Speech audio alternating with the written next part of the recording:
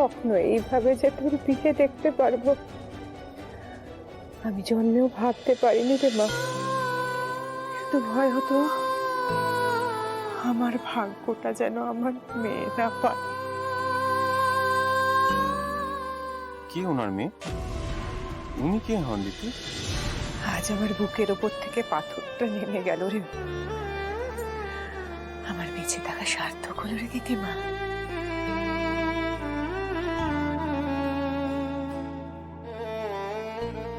ব্যাপারটা তো বুঝছি না। ওনার মা বলে তো আমি অন্যজনকে চিনি। ও মা, বলো না, সেই থেকে উত্তর দিচ্ছ না কেন? বলো না। একটু আস্তে কথা বল না। আমার বিয়ে দিতে এসে দিদির বিয়ে হয়ে গেল কি করে মা? বলো না, বলো না। বিয়েটা তো হলো। আমরা কি ভেবেছিলাম কোনোদিন বিয়ে হবে না? এই বুড়ো হয়ে সারা জীবন আমাদের ঘাড়ের ওপরেই বসে থাকবে। মাঝখান থেকে তোর বিয়েটা আমি দিতে পারবো না। বিয়েটা হয়েছে, এখন বাড়ির থেকে তো দূর হবে। তাহলে ওই এসি দেওয়া গাড়িটাই দিদি বসবে? তাহলে আমি কিসে চড়বো? কান্নাকাটি করবি না, একদম চুপ কর।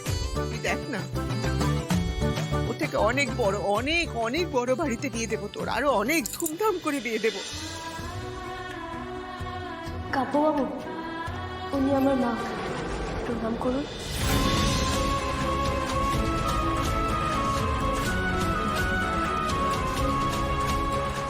থাক বাবা, থাক থাক, সুখী হো।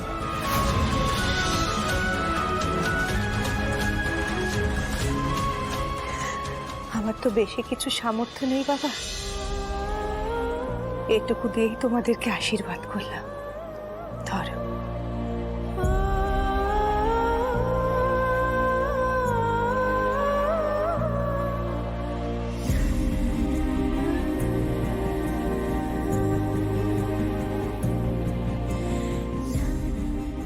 আমার মেয়েটা বড্ড লক্ষ্মীমন্ত, ওর বেশি কিছু চাহিদা নেই, শুধু একটু ওকে ভালোবেসে ভালো করে রেখো।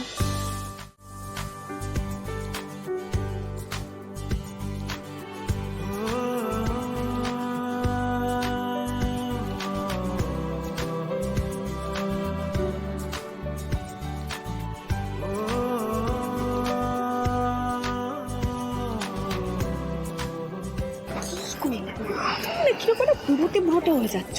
সবাই দেখছো তোমার মজা করছে, আনন্দ করছে, ছবি তুলছে, তুমি? আমি কাব্যকে আর ঘটক দিদিকে দেখছি। দুজনকে একসাথে কি মিষ্টি লাগছে না? কি সুন্দর লাগছে।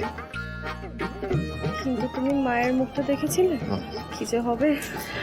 না না, ওটা নেচার, মানে ওটা কিছু করার নেই, ওটা শাশুড়িদের নেচার। মানে ঐশ্বর্য রায়কে দেখলেও জয়া বচ্চনের মুখটা ভার হয়ে থাকে। তাই ভবানী বচ্চনেরও।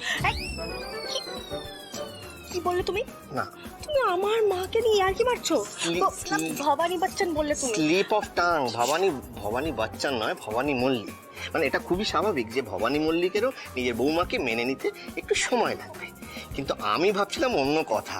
হ্যাঁ, আমার শালাবাবু কি বলেছিল কাব্য, কি পণ করেছিল? আমি বিয়ে করব না। হ্যাঁ, আর এখন দেখো বউয়ের পাশে আমার মতন, মানে ভিজে বেড়ালের মতন দাঁড়িয়ে আছে। আমার আর কি মারছে? না, একটু তো আনন্দ করতে হবে শালাবাবুর সঙ্গে। এই রন, এই কুনাল, শোন, এদিকে শোন। কি কোনো ঝামেলা হলো নাকি আবার? ঝামেলা করবো, লেগ পুল করবো কাব্য।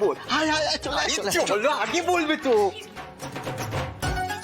আরে এত খাবার দেখ, আরে শিউলিদের বাড়ি তো সব কেস চলে গেছে, আর আমি এত খাবার অর্ডার দিয়ে এখন টাকাও দিয়ে দিলাম। এই ব্যবসা করো, তার মধ্যে এতদিন ধরে খাবার রাখা যায় না? নয় রেখে রেখে রেখে রেখে খেতাম, সেটাও তো সম্ভব নয়। কি হবে এখন আমি ভাবতে পারছি না, এতগুলো টাকা।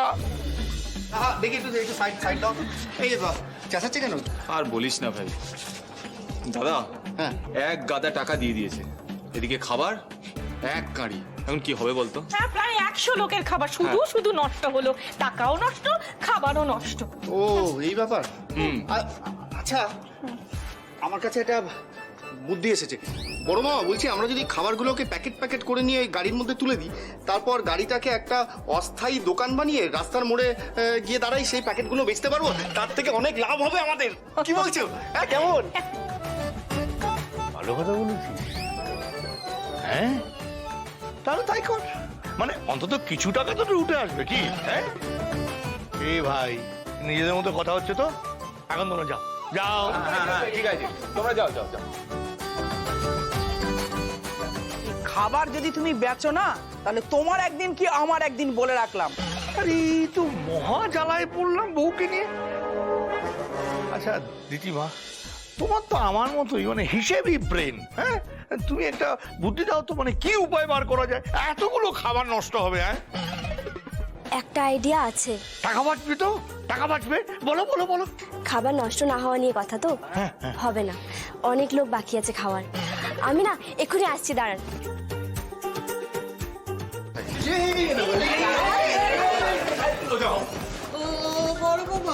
বড় বাবা বলছিলাম যে কাদের ডাকতে গেল গো? শিবির বাড়ির লোকেদের ডাকতে যাই। কি জানি বাবা। না না না না, আমি বলছি, হয়তো ওই লেডি কুকুরদের রাখতে গেছে, মানে ওদেরকে ডেকে হয়তো খাইয়ে দেবে। ভালোই তো হবে, বলো?